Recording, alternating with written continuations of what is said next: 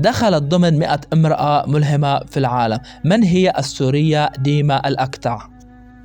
ديما الأكتع بترت ساقها اليسرى في نهاية 2012 بعد سقوط قذيفة على منزلها في بلدة سالكين بريف إدلب، ما أدى لحرمانها من الرياضة الأحب لقلبها وهي الركض.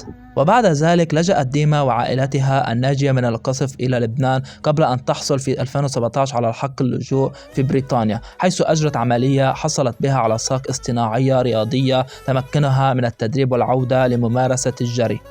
وحاملة ساقها الاصطناعية خاصة بالجري على ظهرها، وتسافر ديما أسبوعيا إلى لندن لتتدرب مع مدرب خاص. وشاركت ديما في سباقين للمشي ببريطانيا بهدف جمع التبرعات للاجئين في مخيمات اليونان والأردن، بما فيهم الأطفال من مصابي الحرب. ونالت ديما الأكتع شهرة واسعة بعد اختيار المطربة البريطانية آنا ماري لها التصوير أغنية بيوتيفول التي حصدت حتى الآن 3.8 مليون مشاهدة في اليوتيوب. ويحكي الفيديو قصة ديما منذ إصابتها حتى رحلة التأهيل ودعم العائلة وإصرارها في المشاركة في سباق المشي لميل واحد. وتنشط ديما على منصة الإنستغرام ويتابعها نحو 15,000 شخص، وتأمل أن تمكنها وسائل التواصل الاجتماعي من إيصال رسالتها لأوسع نطاق، خصوصا بما يتعلق بشغلها الأكبر وهو جمع التبرعات وإيصال المساعدات إلى أكبر عدد ممكن من الذين يحتاجونها. وتكمل ديما الآن دراستها الجامعية باختصاص التصميم الداخلي في بريطانيا، وتستمر بالتدرب للتحقيق حلم المشاركة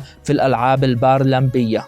واختارت هيئة الإذاعة البريطانية BBC الشابة السورية ديما الأكتع في قائمتها التي تضم 100 امرأة الأكثر إلهاما وتأثيرا حول العالم لعام 2022 بالنسخة 10 للمبادرة التي تركز على الإنجازات التي تحققها النساء.